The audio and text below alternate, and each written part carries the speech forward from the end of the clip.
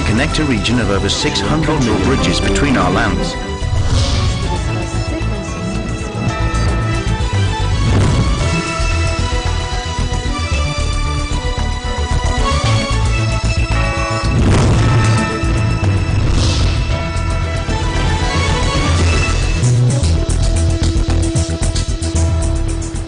Hello and welcome to ASEAN in Focus. I'm Maricar Velasco. Delivering to you the latest news in and around the ASEAN region, I'm Mariel Soriano. On today's headlines, the Philippines was able to secure another term as a member of the United Nations Human Rights Council during elections in New York, the Department of Foreign Affairs said Saturday. The World Bank on Sunday announced funding of up to $1 billion for Indonesia after it was rocked by a string of recent disasters, including a deadly earthquake tsunami that killed thousands. ASEAN nations and their key partners yesterday reaffirmed their resolve to substantially conclude a region-wide trade pact by the end of the year, seeing its completion as an important milestone amid uncertainties in global trade. And Indonesian Muhammad Fadli Imamuddin capped off a remarkable comeback from a career-ending motorcycle crash by winning 3 medals as a cyclist at the 2018 Asian Para Games.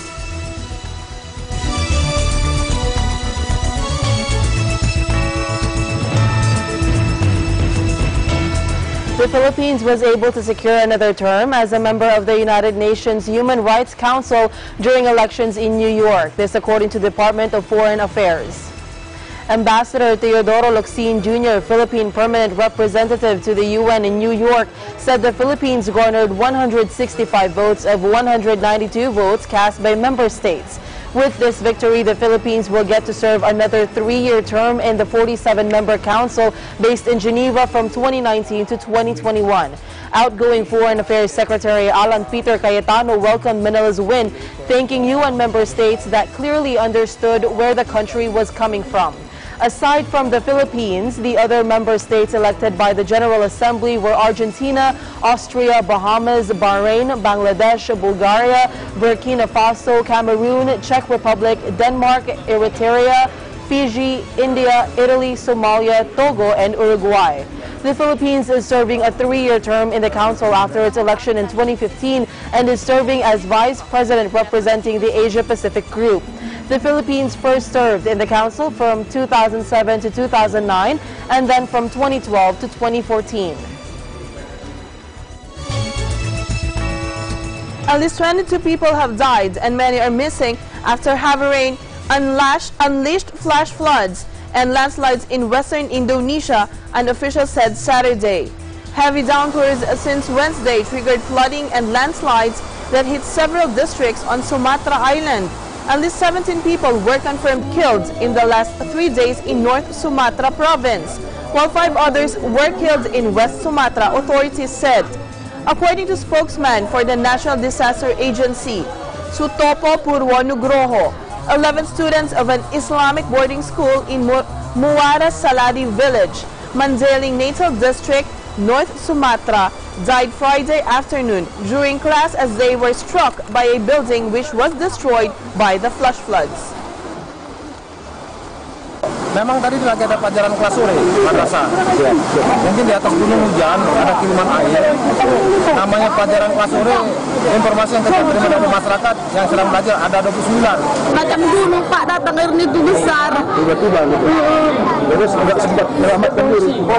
Rumah kami Pak Ajit semua, nggak ada yang dapat Pak. Baju pun yang dikasih orang ini Pak, nggak ada yang dapat satu pun. Rumah kami pun hanyut Pak.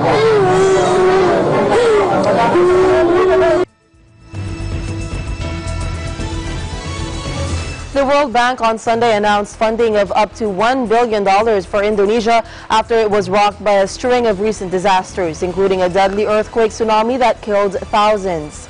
CEO Kristalina Georgieva unveiled the funds at Indonesian holiday island Bali, where the bank and the International Monetary Fund have been holding their annual meetings. Georgieva said the funds being made available by the bank in the form of loans could be used for reconstruction, but were also intended to help Indonesia build resilience so it would be better prepared in the face of future disasters. She says disasters will continue to hit, and with climate change, there will be more. Georgieva said, who visited Palu earlier this week, the best memorial they can build for the victims of disaster is to build better, so next time when a disaster hits, fewer people are affected, fewer lives are lost, and there is less damage. Indonesian Finance Minister Sri Mulyani Indrawati welcomed the pledge. She said this is not one earmark for a certain project, as this is something that can be used by the government to support their people during this uncertain time.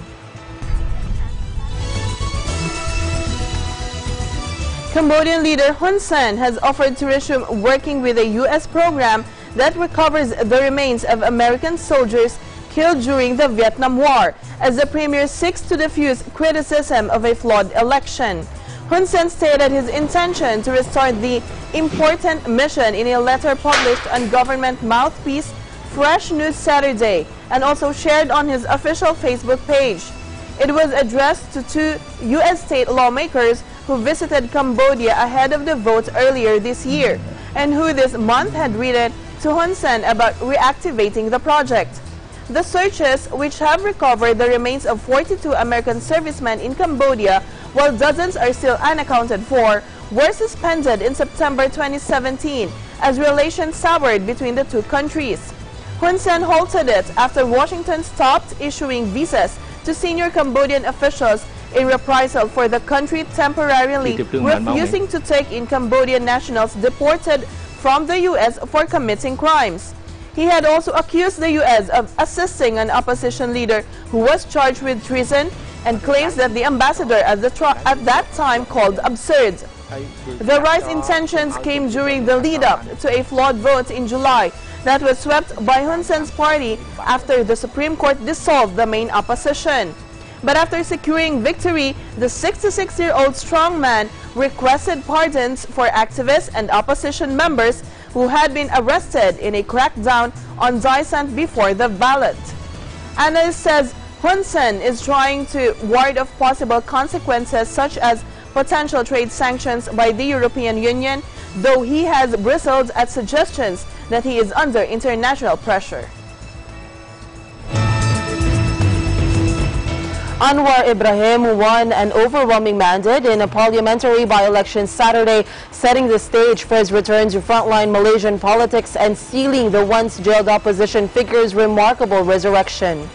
Winning the seat was a key requirement for Anwar to succeed 93-year-old Prime Minister Mahathir Mohamad, who jailed his former protege and heir apparent on sodomy and corruption charges in 1998 when their relationship soured. Mahathir returned to the premiership this year after a shock election win, saying he would stay in power only for 2 years before handing the reins to Anwar. Figures from the Election Commission showed Anwar got more than 71% of the total votes cast in a 7-way contest, which included a former aide who lodged the sodomy charges that landed Anwar in prison for a second time in 2014. I am, of course, extremely pleased and humbled by the results, more convincing than what was observed in the last general elections. This, to my mind, is an important milestone and vote of confidence to the Pakatan Harapan government.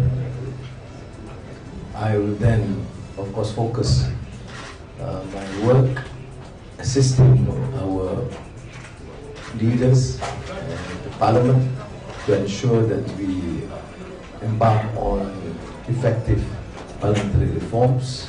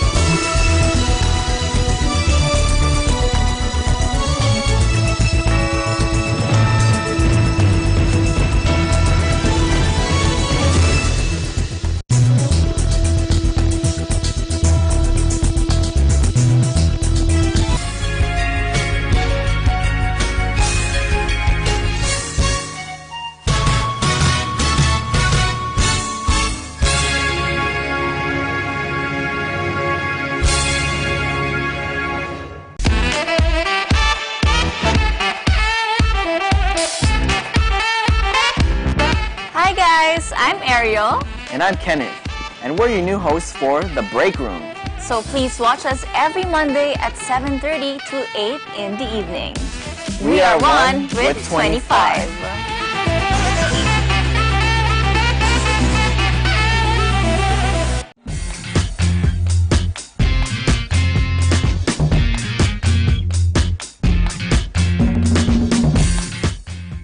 How will we keep the prices down? Pero baka matulungan niyo ako dito. May kaibigan ako, taga-Kapitolyo. Baka kilala niyo ho?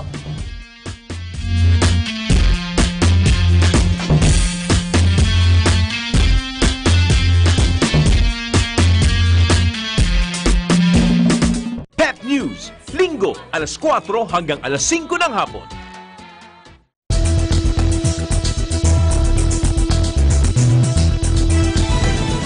Welcome back.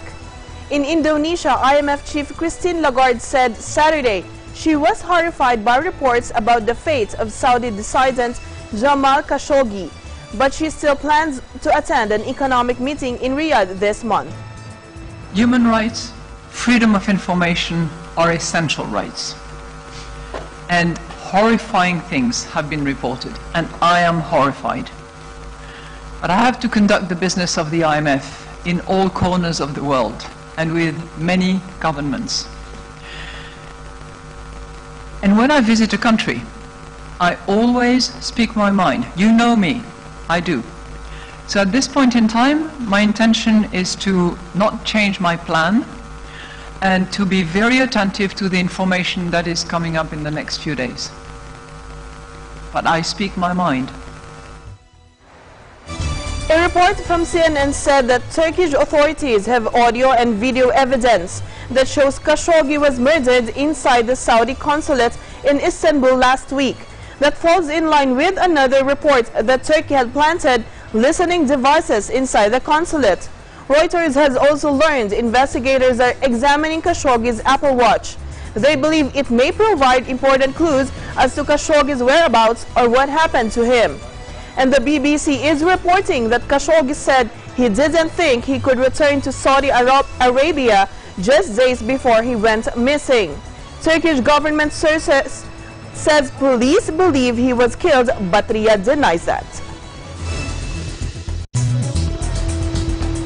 Rising U.S. interest rates, tanking emerging market currencies, and a bitter U.S.-China trade spat could push the world towards its next financial crisis. But there is still time to avert disasters, this according to global finance chiefs.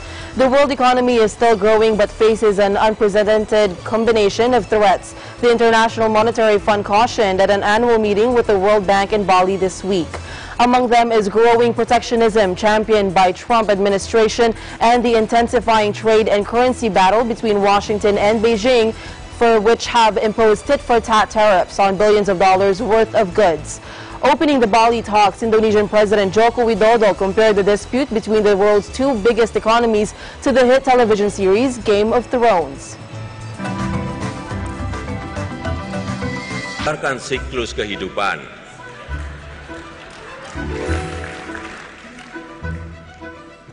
Berkat kepedulian dan bantuan negara ekonomi maju, negara-negara berkembang mampu memberikan kontribusi besar bagi pertumbuhan ekonomi dunia.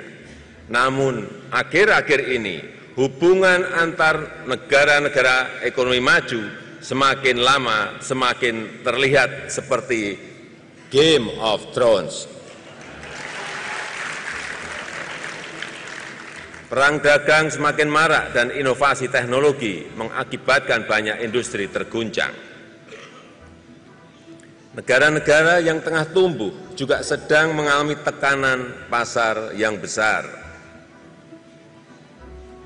Dengan banyak masalah perekonomian dunia, sudah cukup bagi kita untuk mengatakan bahwa winter is coming.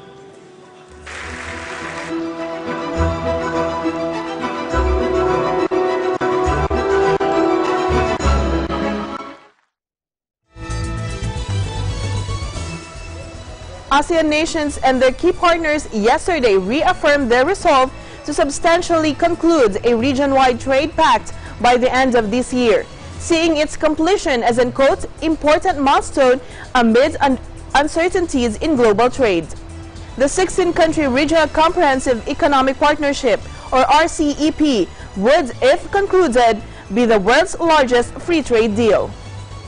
The group comprises the 10 ASEAN countries, plus India, China, Japan, South Korea, Australia, and New Zealand. ASEAN leaders meeting in Bali on Thursday said they remain committed to upholding the open and rules-based multilateral trading system that has long underpinned the region's economic growth, and they vowed to work together to ensure that no one is left behind in the march for progress. Ministers from the RCEP nations yesterday attended the 6th RCEP Intersessional Ministerial Meeting in Singapore to review developments since the 6th RCEP Ministerial Meeting in Singapore in end August.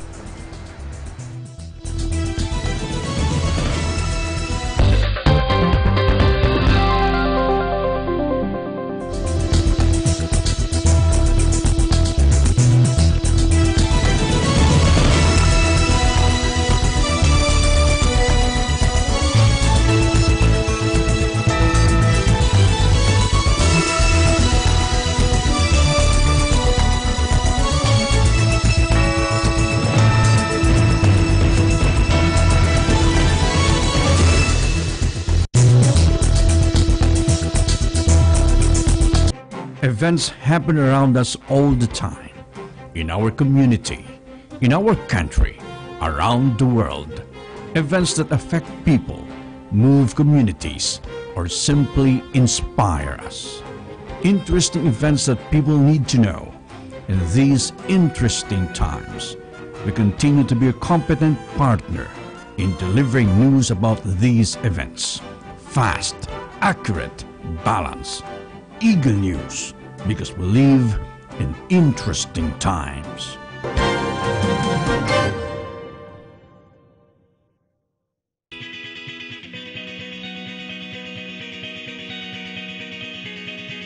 Hi guys, this is Dan from PBC UAE Bureau, reminding you to watch Digital Nest every Tuesday and Thursday at 7:30 p.m.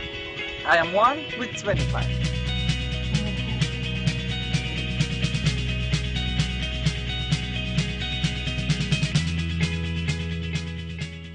Landmarks, Linggo, alas 6 hanggang alas 7 ng gabi.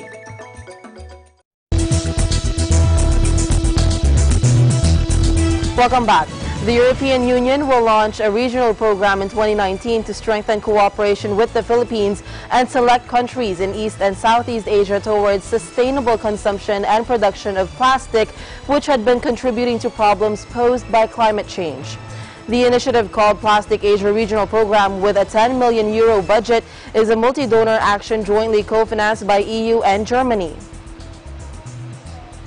It will be implemented by the Dushoy Gesellschaft for International Zusammenarbeit and Expertise France. The action will support bilateral and regional policy dialogues in targeted countries, namely China, Philippines, Indonesia, Vietnam, Thailand, Japan, and Singapore. The EU delegation in Manila on Sunday said that the action is expected to be implemented in the first quarter of 2019.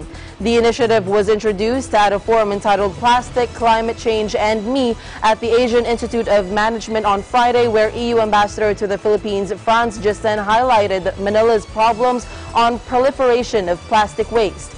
According to the envoy, the problem is very widespread to the extent that it is highly likely that when we eat fish without realizing, we also ingest a certain amount of microscopic plastic particles.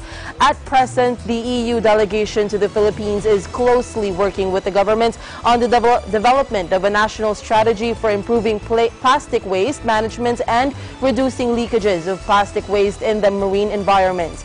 In Europe, the EU has already adopted a circular economy action plan to ensure that all plastic packaging in the European market would be recyclable by 2030. The consumption of single-use plastics significantly reduced and the intentional use of microplastics restricted. However, more than its waste leakage into the environment, plastic aggravates climate change, since plastic manufacturing is, in fact, a byproduct of fossil fuels processes. Indonesian Muhammad Fadli Imamuddin capped off a remarkable comeback from a career-ending motorcycle crash by winning 3 medals as a cyclist at the 2018 Asian Para Games. Imamuddin, known to his fans as Fadli, scooped gold, silver and bronze with a 3-man team in the men's team sprint event in Jakarta. His win Friday was the first gold medal for the Indonesian para-cycling team. Fadli's victory has encouraged other athletes, says his coach Rizan Setio to AFP on Saturday. Passionate Indonesian fans broke into thunderous applause after the race as Fadli kissed his wife, who was carrying their son, then hugged his coaches and kissed the ground in a sign of gratitude. Fadli has become a byword for determination among many Indonesian athletes competing in the games after fighting back from an injury to become a world-leading competitor in a new discipline. In 2015, just moments after clinching an Asian Road Racing Championship event at Sentul International Circuit, Fadli was plowed through by a Thai competitor, sending him tumbling onto the asphalt and breaking his left leg. The limb was later amputated after multiple surgeries. While adjusting to a new life with a prosthetic leg, the 34-year-old was called by the Indonesian Cycling Federation asking if he was interested in competing as a para-cycling athlete. Buoyed by the opportunity to become a world champion, Fadli says he jumped at the chance and immediately began training. Within a year of having his leg amputated, he finished 4th at the 2017 Asian Para-Cycling Championship. When people were still crying and lamenting about his fate, he says he already moved on and tried to be active once again. Fadli recently told AFP while training for the Games. His silver medal finish on Monday was flush with symbolism as it was won at the same venue as the crash which ended his illustrious motorcycle career. But Fadli's return to sport less than 3 years after his accident has been inspiring for other Indonesian para-athletes. He is an icon. In para-cycling, he is considered a role model and the big brother for all athletes, Fadila Umar said as he is the head coach of the national para-cycling team. Despite his impressive 3-time medal haul, Fadli said he had bigger goals in mind while competing at the Games. He said he wanted to become an inspiration for his son, who was born just 2 weeks after his accident, and for people with disabilities who wanted to become professional athletes. His son is his biggest supporter. If he didn't do anything about it, he would not be able to become the best role model for him. The third 2018 Asian Para Games concludes in Jakarta on Saturday. 43 nations participated, with almost 3,000 athletes competing in 18 different sports.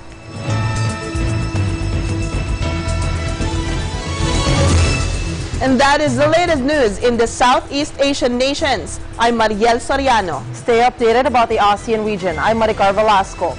And we are one with 25.